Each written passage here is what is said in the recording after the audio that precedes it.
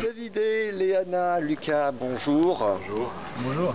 Bonjour, alors je ne sais pas, je ne vous garantis pas que le micro marche, mais en tout cas utilisez-le comme vous voulez. D'accord.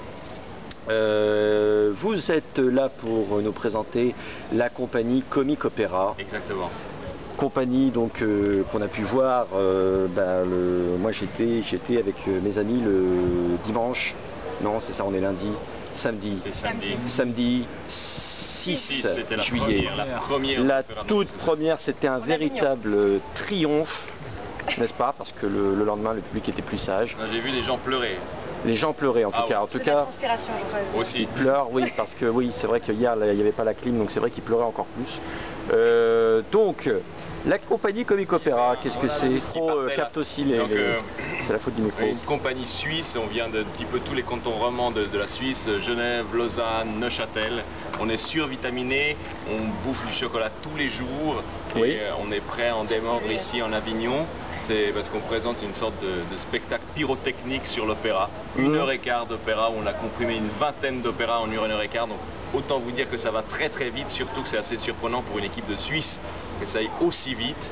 Donc on est assez fiers de ça, on fait un petit peu la fierté de notre pays. Hein. Bon, eux ils comprennent pas tout à fait le spectacle parce que ça va trop vite pour la Suisse. C'est pour ça qu'on est venu le faire en France, à Paris et puis maintenant en Avignon. Parce qu'on espérait que le public français puisse comprendre un peu plus ce qu'on fait. Et l'humour suisse qui est un humour corrosif mais diplomatique. Corrosif et diplomatique, c'est fabuleux. Tu nous apprends quelque chose, David, parce que c'est vrai qu'on n'a pas l'opportunité d'interviewer des Suisses. Là, il n'y a pas beaucoup de Suisses qui s'exportent. Oui. Parce que c'est aussi un peu plus compliqué pour nous de trouver des fonds pour déplacer les compagnies. Et souvent les Suisses après aussi sont un peu frileux et puis ils n'osent pas sortir des frontières.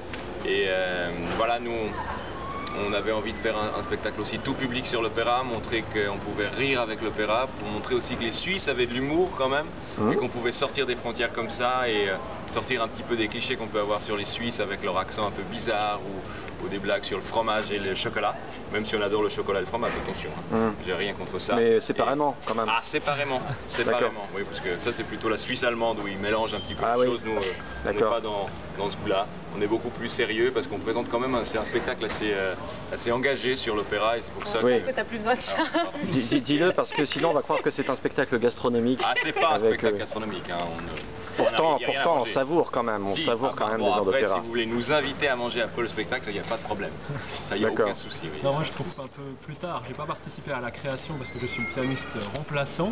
Oui. Et là j'ai trouvé ce travail fabuleux parce qu'ils arrivent à faire rire autour de l'opéra tout en respectant l'intégrité des œuvres, et donc ça reste un rythme de musique qui est complètement endiablé. Pour moi c'est hyper intéressant, ils ont des voix extraordinaires et pourtant on est mort de rire du début à la fin, tout en étant très à l'écoute des œuvres présentées.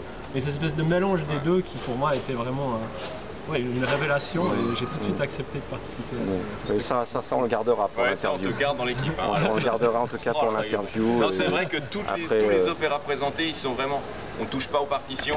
Ils sont présentés comme on les entendrait dans des opéras plus traditionnels entre guillemets, parce qu'on voulait vraiment présenter au grand public des œuvres d'opéra dans leur intégrité propre comme on peut les trouver à l'opéra, mais emballées dans de l'humour et dans des mises en scène loufoques, pour montrer que l'opéra c'est vraiment pour tout le monde, qu'on peut vraiment rire pendant 1h15 en écoutant de l'opéra, on se fait plaisir et vous nous faites plaisir aussi si vous venez. Ça me paraissait vraiment important justement de faire un spectacle de ce ton-là. C'est vrai qu'il en existe déjà quelques-uns, mais c'est vrai que voilà, nous on va aussi beaucoup à l'opéra, voir des opéras dans les grands opéras, que ce soit en Suisse ou en France, etc. Et c'est vrai qu'il n'y a pas encore beaucoup de jeunes, il manque beaucoup de jeunes encore à l'opéra, malgré les réductions de prix, les réductions, etc. Donc je pense qu'il y a aussi une autre démarche qui est de se dire, pour beaucoup de personnes se disent l'opéra c'est pas pour moi.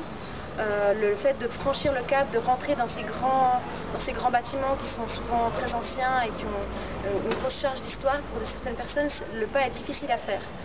Donc, pour il y a un côté très solennel, c'est ça. Très solennel, et qu'il y a peut-être une culture que ces gens pensent ne pas avoir accès ou n'ont pas droit à avoir. Et donc nous, on essayait justement d'amener l'opéra ailleurs que dans ces grandes maisons, dans le but, en espérant que ces gens se disent « Ah, l'opéra c'est aussi pour moi et je peux aussi aller dans ces grandes maisons ». C'est pour ça qu'on a choisi le Grand Pavois, une salle immense de 70 places, ouais, attention, ouais, pour montrer c'est vraiment une salle que absolument l'opéra il immense. peut s'installer partout. Et il faut d'ailleurs, je crois, un interphone pour communiquer entre Ah oui, Exactement. non, tellement Voilà, c'est immense, une immense salle. à la fin. Ce qui souligne d'ailleurs votre prestation vocale, hein, parce que ça doit être vraiment épuisant pour atteindre le bout de la salle. Exactement. C'est pas facile, c'est pas facile. Il faut en tout cas venir, ne serait-ce que pour ça, entre autres. Hein, je veux dire, les qualités sont nombreuses dans ce spectacle, qui désacralise, donc si je comprends bien, l'opéra. Exactement. Voilà. Sans galvauder la Exactement. qualité Sans se moquer. opératique. Et c'est sûr, ça, sans se moquer, pour nous, c'est le plus important. Ça, c'est le parce côté que diplomatique. On est chanteur d'opéra, donc le Mmh. but n'est pas de se moquer de notre métier. On adore notre métier, on n'a pas envie de se moquer des chanteurs.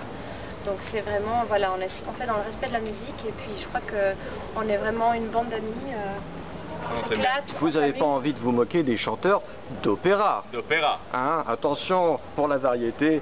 Ah non, on se moque pas. Ah non, non, Vous rendez hommage.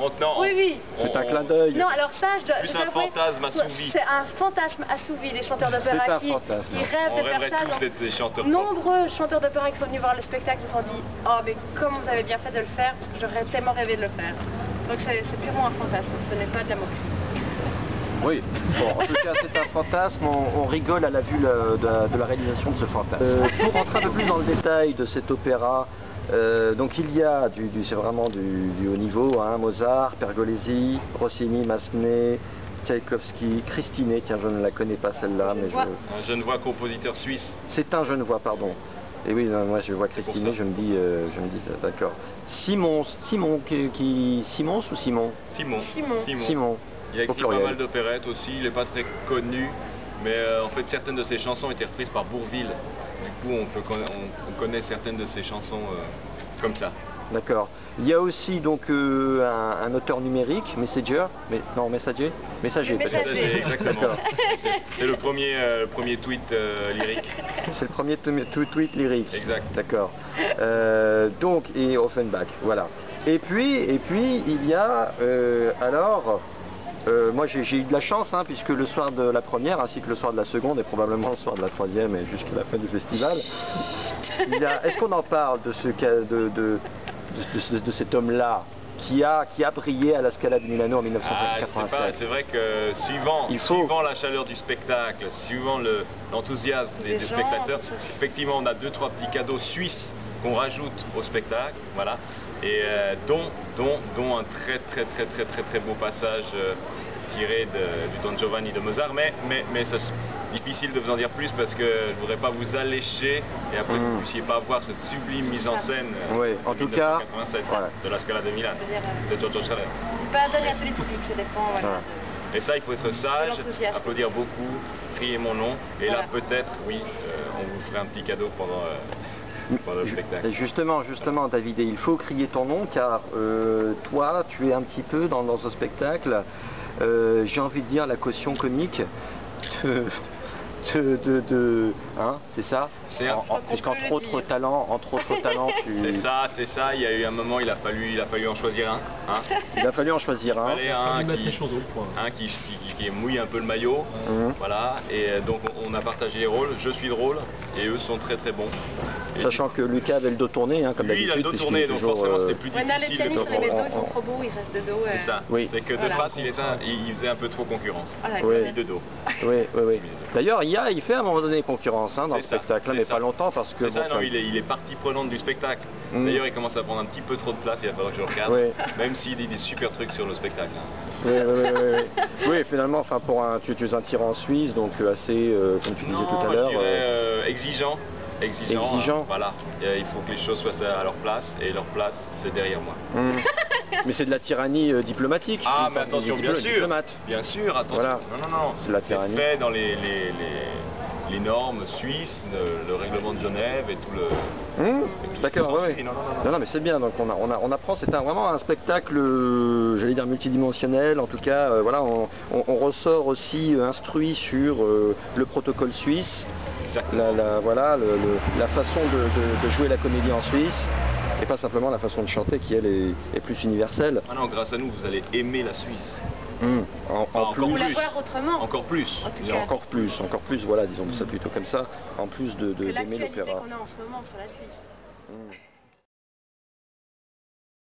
Alors on peut peut-être rajouter que justement, bon, vous êtes certes suisse, etc. Peut-être que les gens ont peur, on se dit oulala, c'est une monnaie unique, etc. On va pas aller voir le spectacle, alors que non, il est très accessible. Ah, pas du tout. Hein? Ah, non, Tout non, à non. fait accessible. Il est en euros. Mais il est en euros. Il est en Et euros. on a bien sûr les prix adhérents, on a des prix très très réduits pour les enfants. C'est plus de pour moitié prix pour les enfants. Voilà, exactement. Ah, En ce moment, courez sur, je sais pas si on peut le dire, sur des plateformes de vente de billets où il y a des billets moins chers en ce moment. Ah ouais, non, alors ça, mais est-ce que l'Office du tourisme va accepter Non, ça, l'office qu'on de parle? n'allez pas sur ce genre de plateforme, il n'y a pas Non. de billets moins chers, n'essayez pas. Mais le prix Mais maximum c'est 16 €, donc ce qui Voilà. est Ce n'est complètement pas abordable. parmi les plus chers du festival. Absolument, 11 absolument. € pour les cartes adhérents, ça vaut vraiment le coup. C'est un Absolument. bon investissement et même plusieurs personnes nous ont dit que c'était mieux que 3 mois d'antidépresseurs. Exactement. Donc 11 € ça vaut bien la peine. Voilà, bien 16 sûr. €. Et on repart avec l'équivalent d'un tube de vitamine C Exact. dans le sang. Voilà, c'est ça. Très Et bien. non facturé. Non facturé, hein, ça fait En c'est plus. cadeau. Donc, et les dates alors Alors on est tous les jours à 17h35 au théâtre du Grand Pavois, relâche, Les 16 et 17 juillet, voilà, et on va jouer jusqu'au 26 juillet. parce qu'après on part ailleurs. On est sur un autre festival, donc dépêchez-vous, dépêchez-vous, dépêchez-vous, venez nous voir, on vous aime déjà, vous nous aimez déjà sans le savoir.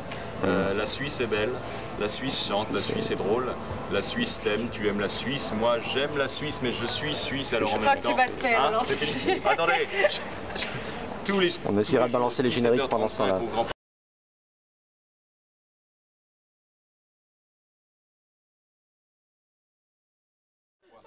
voir l'opéra dans tous ses états. Voilà, on termine avec un gros plan. Il faut faire un gros plan sur ce... Voilà, c'est magnifique. Alors lui, il n'y est pas là. Il n'y est viendra pas. en deuxième semaine. Il viendra Voilà. en deuxième À semaine. partir Oui, du 18 Ah d'accord, juillet, donc ce il y sera aura Gif. deux Il pianistes y a sur deux scène. pianistes. Non, Non. enfin non, parce que Lucas s'en va et Gif vient. Ah, Mais c'est d'accord. Gif La était le soprano. pianiste de la création. D'accord, Je- bon. La soprano D'accord. qui a des lunettes, Oui. Une soprano à là n'en a lunettes. pas. Voilà, il n'y a D'accord. pas de lunettes. Ok, très bien. C'était pour raison esthétique sur la photo, c'est ça, non? C'est ça, exactement. Oui, ça c'est la dictature du marketing. Ah non, mais on est- C'est vraiment dégueulasse. Non, c'est dégueulasse. Ça c'est dégueulasse de la part de... Vous me direz, vous nommerez le nom de votre agence de marketing qu'on en dise du mal. Voilà, bravo.